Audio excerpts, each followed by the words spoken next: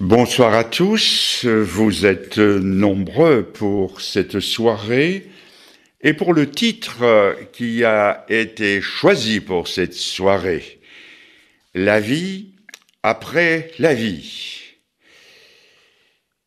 Le récit que je vais vous lire c'est un récit passionnant, un récit troublant, et il se trouve au chapitre 16 du Nouveau Testament, du récit que l'on doit à la plume inspirée d'un certain Luc, médecin d'origine grecque.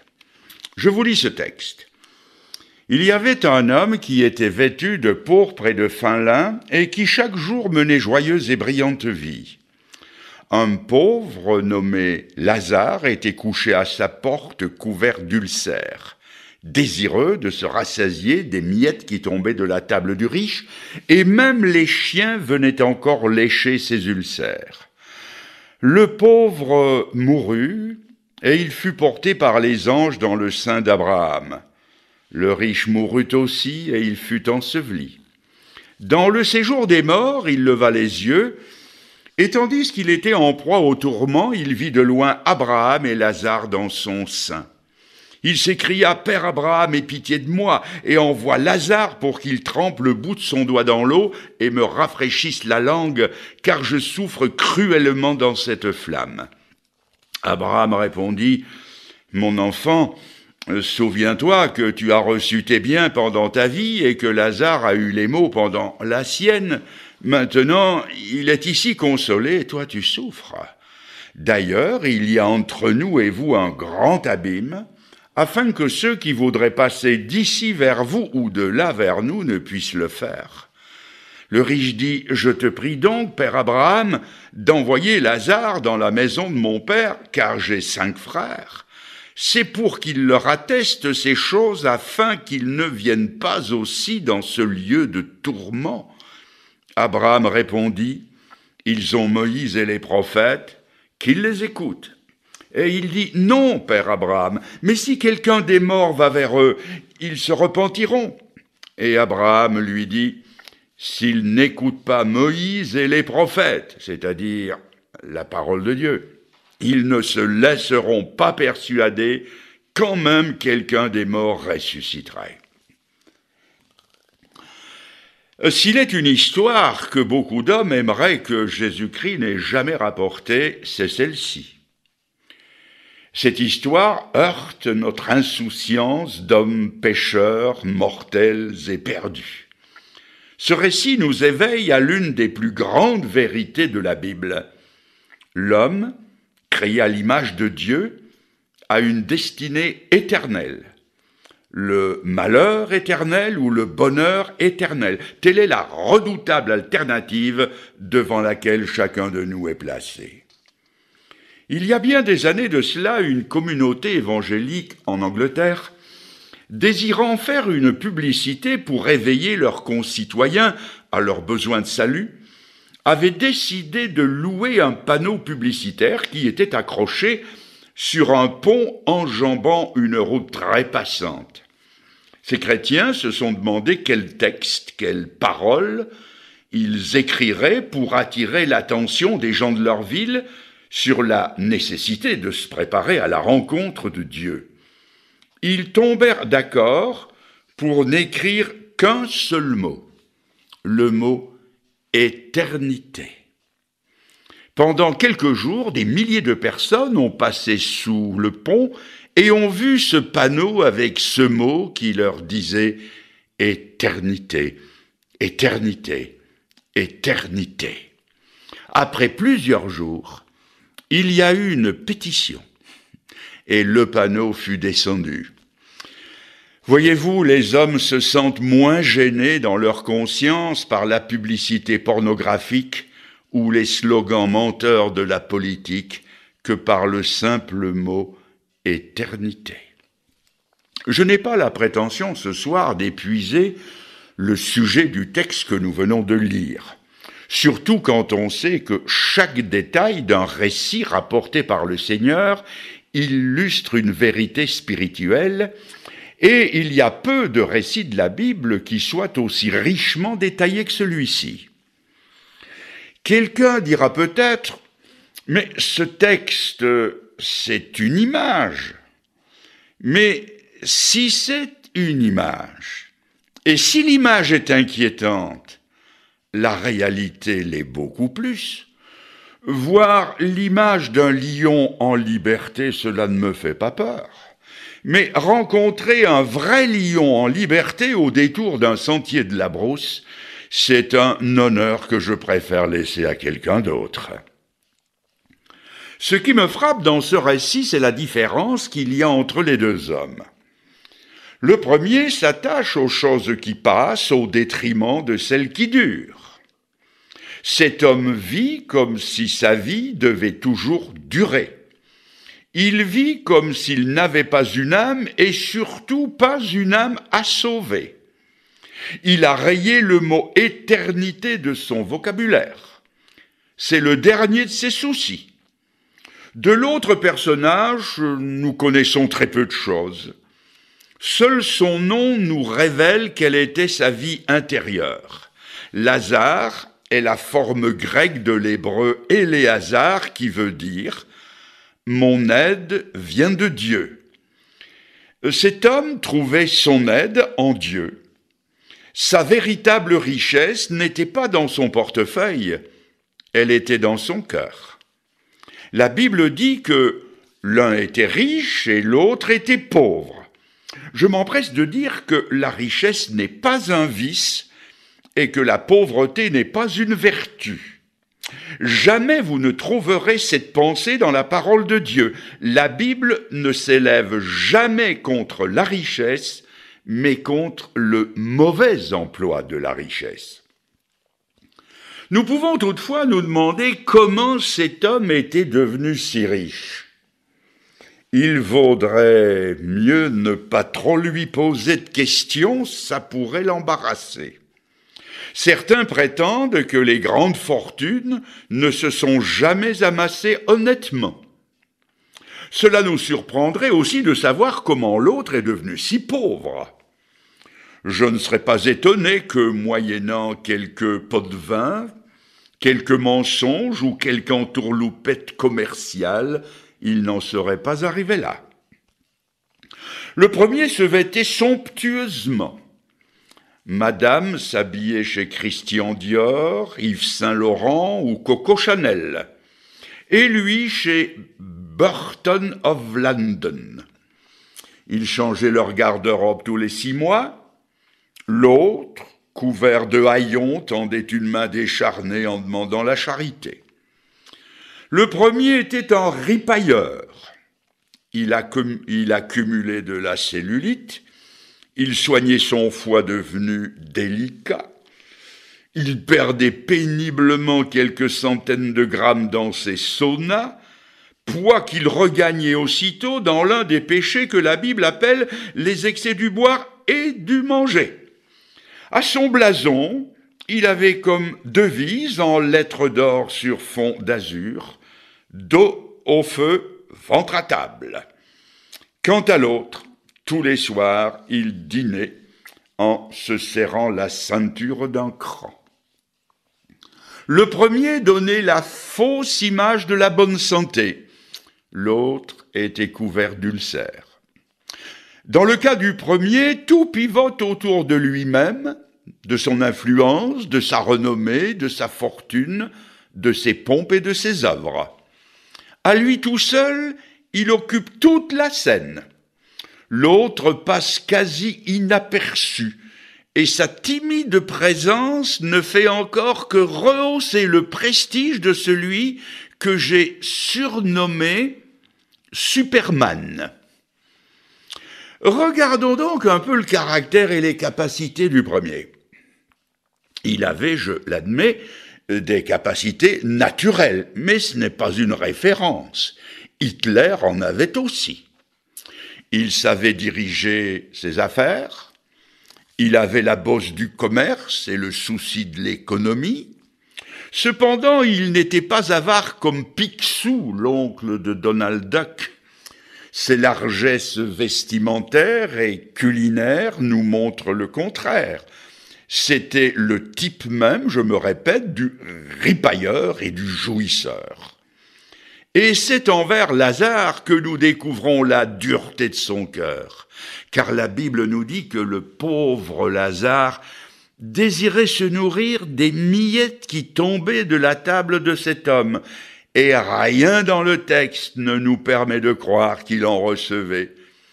Pas une carcasse de poulet, pas le reste d'un fruit entamé au dessert, pas le fond d'une carafe, rien. Et ce qui nous prend à la gorge dans ce récit, c'est que les chiens avaient plus de sentiments et de fraternité que lui. Ces chiens venaient, comme ils le pouvaient, soulager les souffrances de Lazare en léchant ses plaies.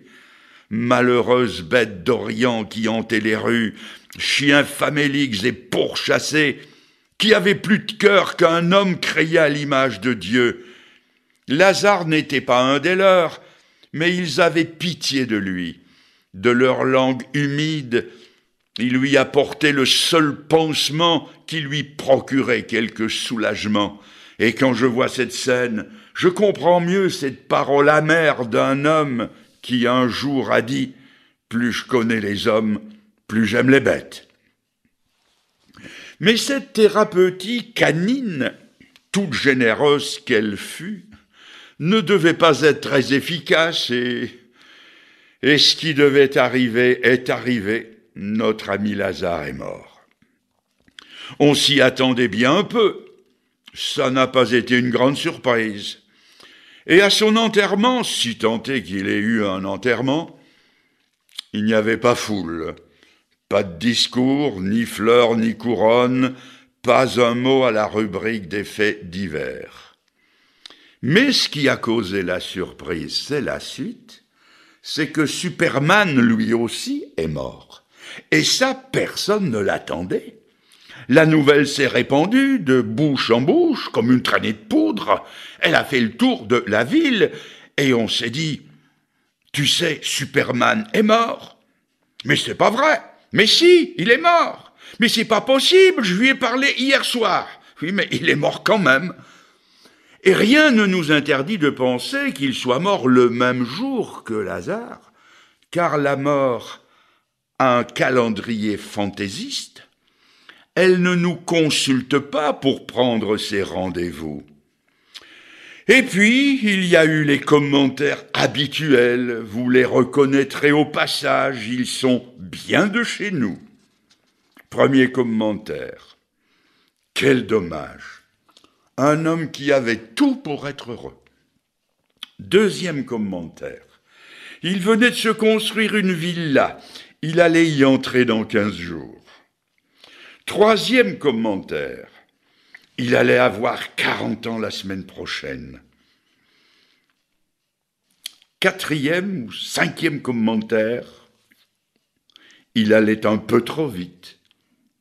Il a dérapé dans un virage. Sixième commentaire. Il paraît qu'il avait un verre dans le nez, et cela sur un ton un peu plus acide. Septième commentaire. Ce sont ses héritiers qui vont rigoler, et cela sur un ton un peu plus féroce. Dernier commentaire maintenant, celui de Dieu. Que servirait-il à un homme s'il gagne le monde entier et qu'il fasse la perte de son âme? Voilà le commentaire qui compte. Les autres n'ont que peu d'importance. Que servirait-il à un jeune homme? Que servirait-il à une jeune fille? Mais que servirait-il à un homme d'âge mûr de gagner le monde entier s'il fait la perte de son âme?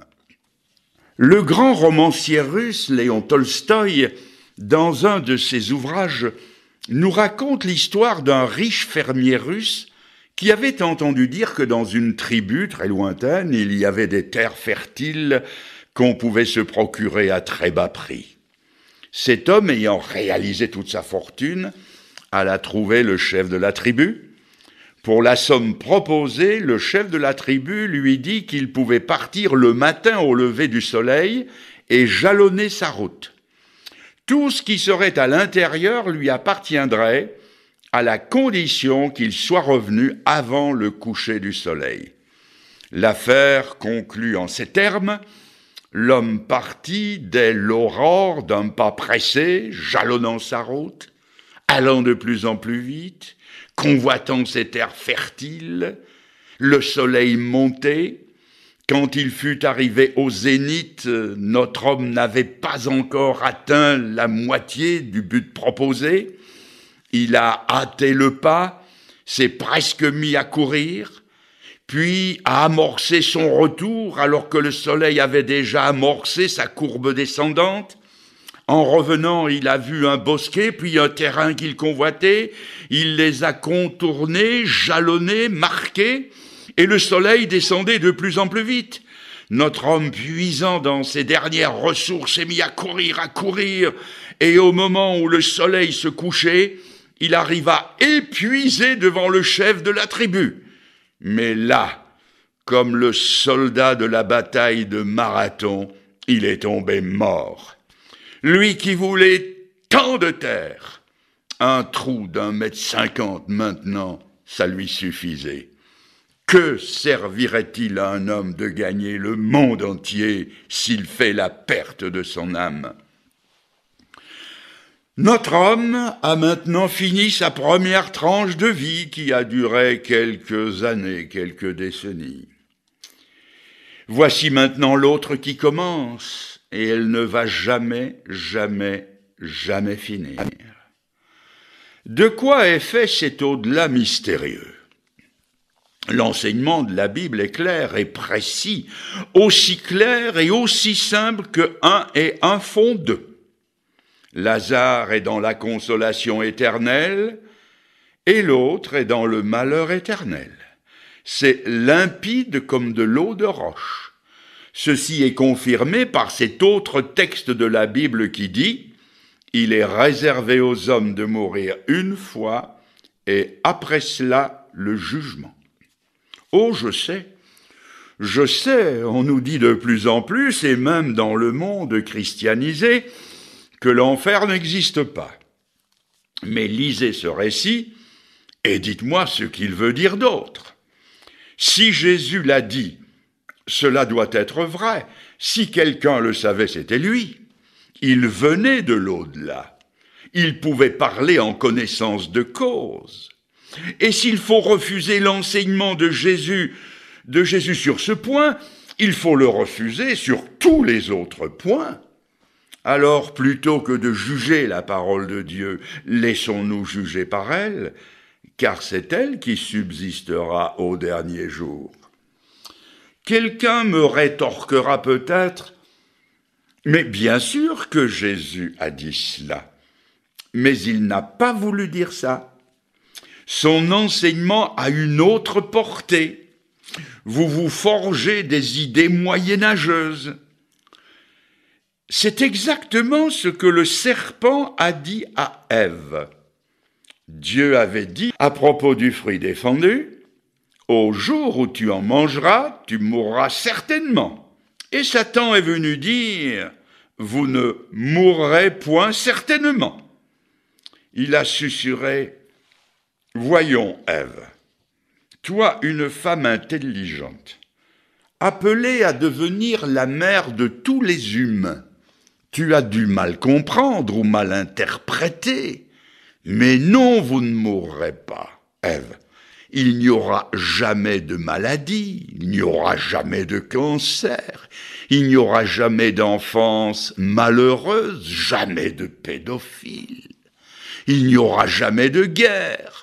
Il n'y aura jamais de torture ni d'asile psychiatrique pour les gens bien portants. Ève, jamais il n'y aura d'Auschwitz, de Dachau, de Buchenwald, de commandos suicides, de 11 septembre au World Trade Center à New York. Voyons, Ève, des montagnes de cadavres et des fleuves de sang. Mais c'est ton imagination qui t'abuse. Ève, pour qui prends-tu le Seigneur? Dieu est amour, Ève. Dieu est amour, tout amour. Ah, mes amis, ces paroles sublimes, elles ont une sinistre résonance quand elles sont dans la bouche de l'adversaire de Dieu et des hommes. Et c'est malheureusement cette parole tronquée qui prévaut aujourd'hui. Quelques trop rares prédicateurs parlent encore de l'enfer et du bout des lèvres. Voilà que l'on découvre à Dieu des trésors d'amour qui étaient insoupçonnés et ignorés pendant des siècles.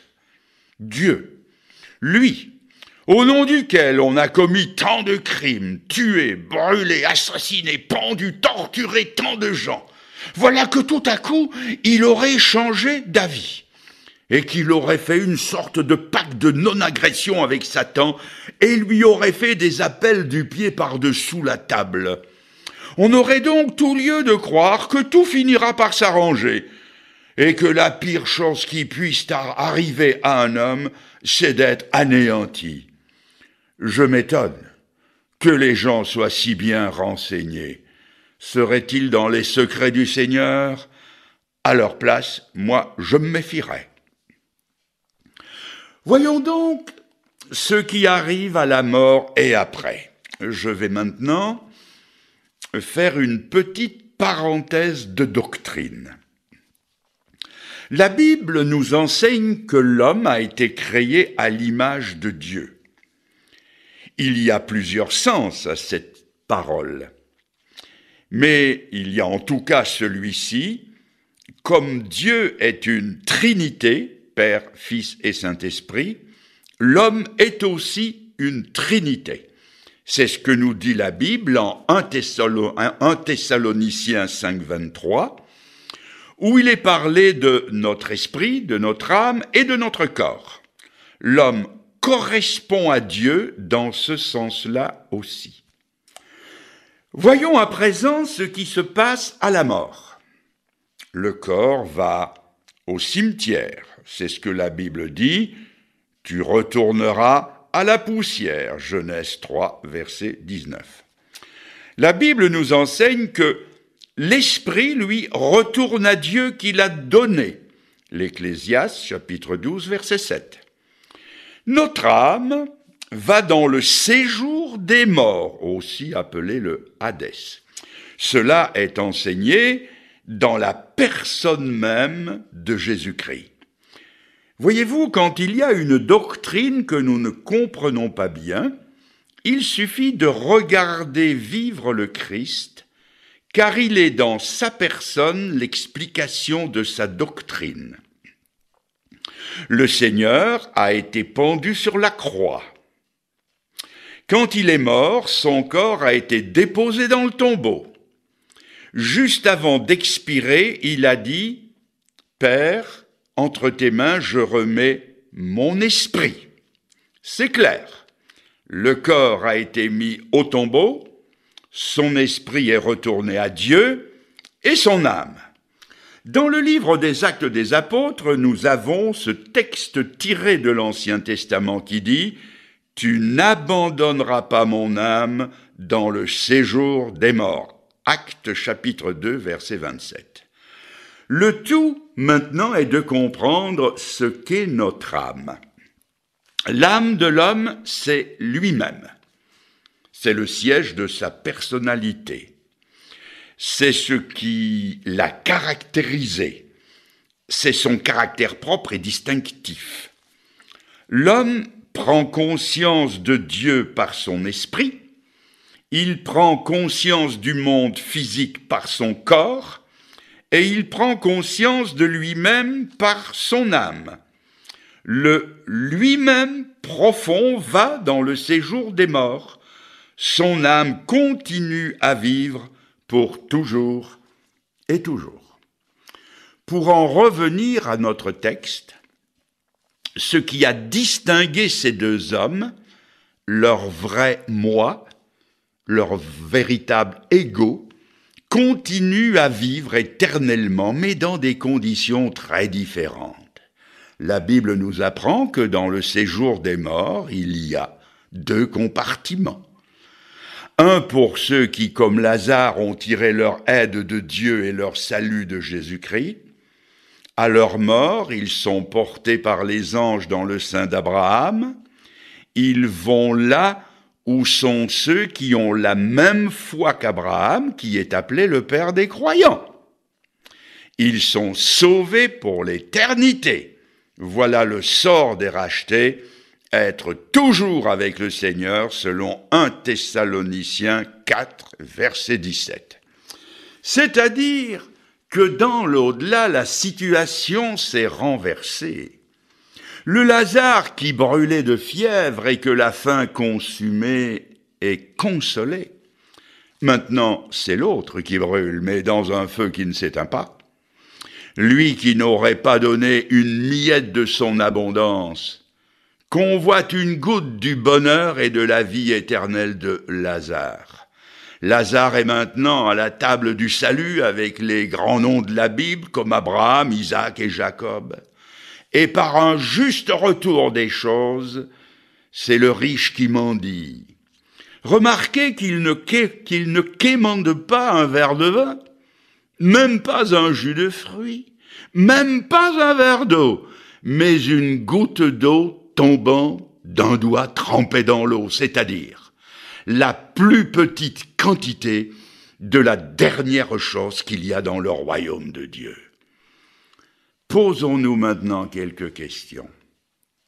A-t-il quelque chance de s'en sortir ? La réponse est catégorique. Il y a entre nous et vous un grand abîme afin que ceux qui voudraient passer d'ici vers vous ou de là vers nous ne puissent le faire. Combien de temps cela va-t-il durer ? La Bible nous parle d'un feu qui ne s'éteint point, d'un ver rongeur qui ne meurt point.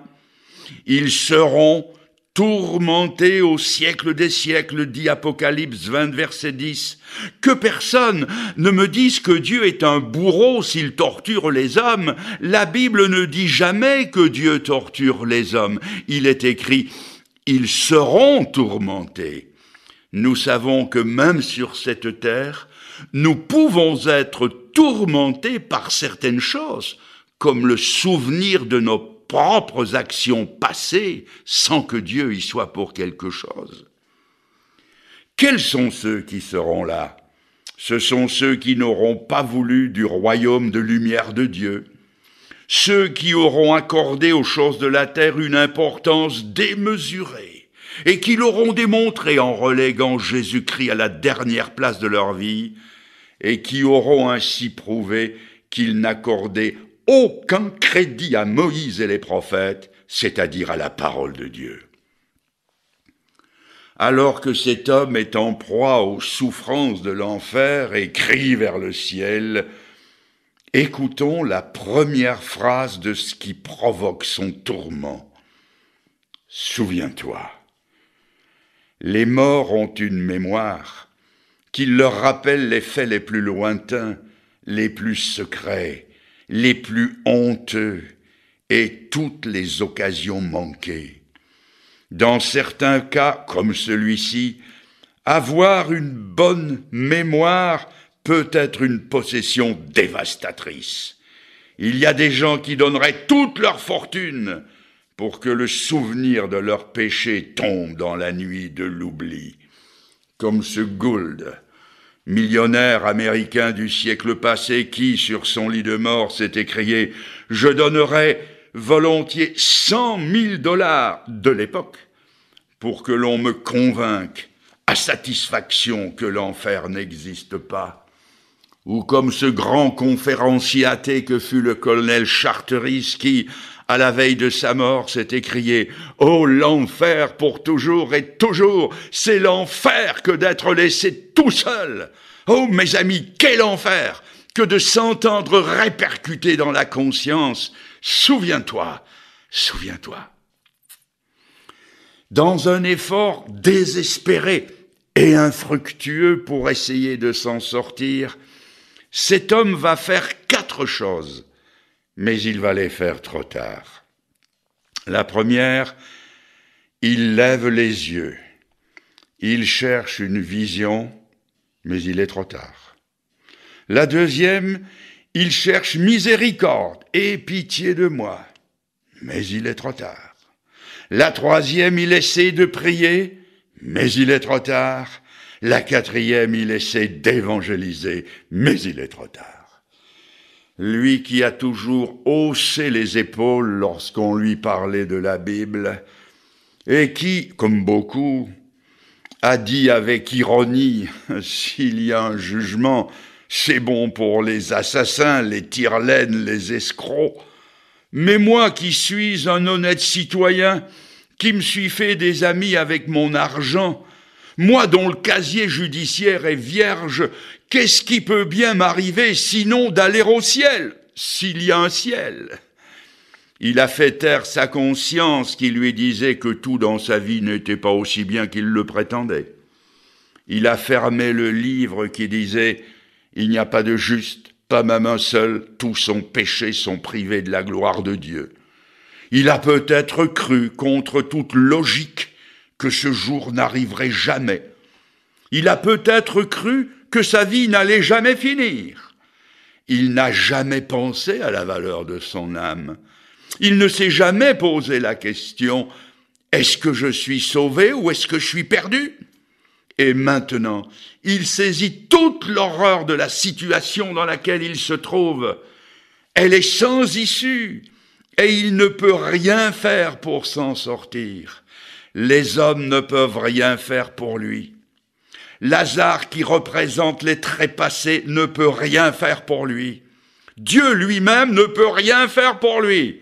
Pourquoi ? Mais parce qu'il avait dépassé le point de non-retour. Mes amis, vous savez que dans la vie, il y a des occasions qui ne se représentent pas. Il y a des examens qui ne se repassent plus. Il y a des jours de bonheur qui ne se revivent plus. Il y a des choses qui ne se réparent pas. La mort en est une, l'enfer en est une autre. Trop tard, cet homme veut se faire évangéliste. Ah, si ce soir, il était à ma place devant vous. Si seulement vous pouviez l'écouter. Avec quels accents il vous parlerait, quel prédicateur vous auriez devant vous, avec quelle conviction il vous parlerait d'échapper à la perdition éternelle. Vous viendriez vous mettre à genoux devant lui lorsqu'il vous aurait décrit ce qui se passe dans l'au-delà de la perdition. Il vous supplierait avec des larmes que je n'ai pas, avec des accents que je ne trouve pas. Il vous supplierait comme le faisait le grand apôtre Paul. Je vous en supplie, disait l'apôtre Paul, au nom de Jésus-Christ, soyez réconciliés avec Dieu. Il le dirait avec des accents qui sortiraient de son cœur. Oui, il veut se faire évangéliste, mais il est trop tard. Et il blâmera le ciel de ne pas lui avoir fourni des arguments convaincants. Il va jusqu'à faire la leçon à Abraham en disant « Si quelqu'un des morts va vers eux, ils se repentiront. Ah, pense-t-il, si j'avais vu de mes yeux vu un miracle, si j'avais vu un mort sortir de la tombe, alors j'aurais cru. » La réponse du ciel est négative. S'ils n'écoutent pas Moïse et les prophètes, c'est-à-dire la parole de Dieu, ils ne se laisseront pas persuader, même si quelqu'un des morts ressuscitait. Saviez-vous que dans un sens, mais dans un sens seulement, Dieu a exaucé la prière de cet homme? En ouvrant la Bible dans l'évangile de Jean, au chapitre 11, on trouve que le Seigneur a ressuscité Lazare. J'admets que ce n'est pas le même homme, mais il portait le même nom. Des gens ont vu un mort sortir du tombeau par la puissance de Jésus-Christ. Quelle a été leur réaction? Aussi incroyable que cela puisse être, elle a été de vouloir tuer le Seigneur. Ça, c'est au verset 23.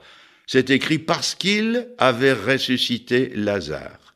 Mais au chapitre 12, c'est encore plus terrible. Ils veulent aussi faire périr Lazare. Pourquoi? Parce que Lazare était vivant et que sa résurrection confirmait un message dont il ne voulait à aucun prix.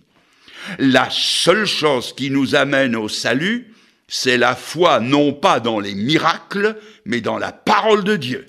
Dans l'Épître aux Romains, il est écrit que la foi vient de ce qu'on entend et ce qu'on entend de la parole de Dieu. Croyez la parole de Dieu et dites, Seigneur, je veux me mettre d'accord avec ce que tu dis. Même si je ne comprends pas tout, je me mets en règle, en harmonie avec toi d'après ce que tu me dis dans ta parole. Maintenant, voyons ensemble ce que dit la Bible sur le chemin du salut. Comment être sauvé? Tant il est vrai que la chose la plus importante du monde, c'est d'être sauvé. La Bible nous enseigne qu'être sauvé, c'est de suivre, et là je vais parler lentement pour que vous n'oubliez pas, c'est de suivre à temps le chemin que le mauvais riche a voulu prendre, mais trop tard. Pour être sauvé, il faut faire ces 4 choses, mais les faire à temps. Premièrement, comme lui, lever les yeux. Lever les yeux, cela veut dire que le salut n'est pas en nous, ni dans ceux qui nous entourent. Le salut vient de plus haut que nous. Le salut vient de Dieu. Il est écrit dans Éphésiens 2:8, vous êtes sauvés par la grâce, par la foi, cela ne vient pas de vous, c'est le don de Dieu. C'est Dieu qui fait le salut et qui le donne. Il est écrit, Dieu nous a sauvés, non à cause des œuvres de justice que nous aurions faites, mais selon sa propre miséricorde. Épître à Tite, chapitre 3, verset 5. C'est peut-être dur d'admettre que nous ne pouvons rien faire de nous-mêmes pour être sauvés, qu'il n'y a rien de valable en nous qui puisse nous valoir le salut. C'est pourtant la première condition pour être sauvé, lever les yeux, les porter plus haut que notre entourage, plus haut que nos efforts, plus haut que sur une religion qui se prétendrait la meilleure du monde. C'est à Dieu et à Dieu seul qu'il faut regarder pour être sauvé. La deuxième chose, il crie « pitié ». C'est chercher la miséricorde. Et rien d'autre que la miséricorde de Dieu ne peut nous sauver. Il n'y a pas d'autre base au salut que la miséricorde infinie de Dieu. Prenez le cas d'un condamné à mort. Quand toutes les ressources judiciaires ont été épuisées, son pourvoi rejeté, la révision de son procès jugée inacceptable, cet homme n'a plus qu'une seule porte de salut, le recours en grâce. Et quand un condamné a recours à la grâce présidentielle ou royale, c'est qu'implicitement il se reconnaît coupable, car on n'a jamais gracié un innocent. On ne peut gracier qu'un coupable. Alors êtes-vous prêt à dire « Seigneur, aie pitié du coupable que je suis ». La troisième chose, c'est de prier le ciel. Il vous faut le prier comme le brigand qui était crucifié à côté du Seigneur. Nous avons ici un homme qui avait gâché sa vie et même celle des autres. À 2 doigts d'un enfer qu'il a mérité, il s'est tourné vers le seul qui pouvait le sauver. À côté de lui, le saint Fils de Dieu donnait sa vie en rançon pour ses péchés. Il portait ses crimes et répondait à sa place devant la justice de Dieu qu'il avait violée. Son sang pouvait effacer tous ses péchés parce que la Bible dit « Le sang de Jésus-Christ nous purifie de tout péché ». Le brigand s'est tourné vers Jésus et lui a lancé le SOS de son âme. « Souviens-toi de moi quand tu viendras dans ton règne ». Tout maintenant, tant pour lui que pour nous, tout va dépendre de la réponse de Jésus. Écoutez la réponse de celui à qui Dieu a remis tout jugement et qui deviendra le juge des juges. de ses lèvres quasi exsangues, tombe l'acquittement.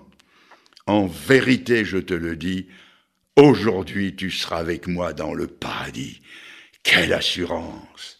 Cet homme est mort ce jour-là, mais selon la parole du Seigneur, nous pouvons être sûrs qu'il était sauvé.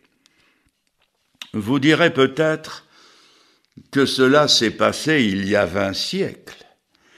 Mais aujourd'hui, peut-on avoir l'assurance d'être sauvé et comment peut-on l'être? Je rappellerai une expérience parmi tant d'autres que j'ai vécue il y a quelques années. Je faisais une série de conférences d'évangélisation en Suisse où j'avais été invité. À la fin de la soirée, une jeune fille est venue me demander un entretien car elle n'arrivait pas à comprendre comment on pouvait être sauvé.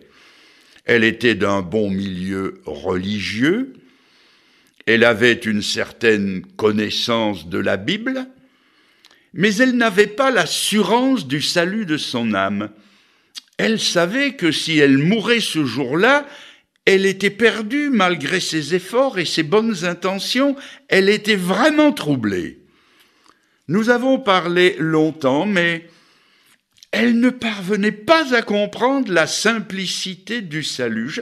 J'avais beau l'expliquer de plusieurs façons. Je lui ai alors dit, supposons que ce soir, Jésus lui-même, le Sauveur, entre par cette porte qui est au fond et que vous vous trouviez seul devant lui. Que lui demanderiez-vous? Elle a réfléchi un instant, puis elle a dit, eh bien, je lui demanderai de me sauver. Et je lui ai alors dit, et que vous répondrait-il? Il y a eu un long silence. Puis j'ai vu ses traits se détendre. Un sourire est venu flotter sur ses lèvres et elle a dit « Il me sauverait ». J'ai dit « Voulez-vous lui demander de vous sauver ce soir ? Puisque Jésus est le même hier, aujourd'hui, éternellement, dit l'Épître aux Hébreux. » Elle s'est inclinée dans une attitude de recueillement et dans une prière simple, presque enfantine, confessant la faillite de sa vie, s'humiliant devant Dieu, elle a dit « Seigneur, je crois que tu m'as aimé et je te demande de me sauver ce soir, je me donne à toi. » Et ce soir-là, elle est entrée dans la foi, dans le salut de Dieu. Je ne l'ai plus jamais revue, mais j'ai eu des nouvelles d'elle par quelqu'un d'autre. Elle s'est mariée, elle est devenue mère de famille, et l'expérience qu'elle a faite ce soir-là est une expérience qui a tenu. Le Sauveur qui nous sauve, c'est aussi le Seigneur qui nous tient. Et le quatrième point, après ce que nous avons dit, lever les yeux, demander pitié, miséricorde, prier le ciel. Le quatrième point, c'est évangéliser. Les trois premières conditions se font au niveau du cœur, dans le silence, d'une façon intime et personnelle. Comme cet homme a essayé de faire connaître le salut à ses saints frères, il nous appartient de donner à ce salut que nous avons reçu gratuitement une traduction publique selon ce qui est écrit. Si tu confesses de ta bouche, c'est-à-dire si tu le dis, si tu le proclames de ta bouche, que Jésus est Seigneur, qu'il est ressuscité, tu seras sauvé. Cela veut dire que je vais en parler autour de moi, à mes frères, dans ma famille, à l'atelier, aux études, au bureau, en vacances, partout, afin que, selon ce que le Seigneur nous a rapporté, ils n'aillent pas eux aussi dans ce lieu de tourment. Remarquez le côté tranchant et absolu de la promesse du Seigneur. Tu seras sauvé. Si tu le dis de ta bouche, tu seras sauvé. Qui correspond avec le « aujourd'hui tu seras avec moi dans le paradis ». Et non pas tu seras peut-être sauvé, ou tu pourras espérer de l'être. Vous n'avez plus à redouter la mort, le jugement et l'enfer. Jésus a pris votre enfer à la croix. Le cri que les damnés pousseront éternellement, « Mon Dieu, pourquoi m'as-tu abandonné ?» Il l'a poussé pour vous, à votre place, pour que vous n'ayez plus jamais à le dire. Nous touchons à la fin de cette soirée, et le chant qui suit a été composé par Charlotte Elliott, la cantatrice d'opéra après sa conversion. C'est un des plus connus du répertoire évangélique. Et si vous ne connaissez pas la mélodie, vous pouvez le dire et le dire devant Dieu comme une prière personnelle et vous serez sauvés. Et je vais vous lire ces 3 strophes de ce chant tel que je suis, sans rien à moi, sinon ton sang versé pour moi, et ta voix qui m'appelle à toi, agneau de Dieu, je viens. Tel que je suis, bien vacillant, en proie au doute à chaque instant, lutte au dehors et crainte au dedans, agneau de Dieu, je viens. Tel que je suis, ton grand amour a tout expié sans retour. Je puis être à toi dès ce jour, agneau de Dieu, je viens. Mes chers amis, que cela soit votre part. Éternellement votre part, être au Sauveur pour toujours et toujours et toujours. Et que Dieu vous bénisse et qu'il vous accompagne ce soir et tous les jours de votre vie.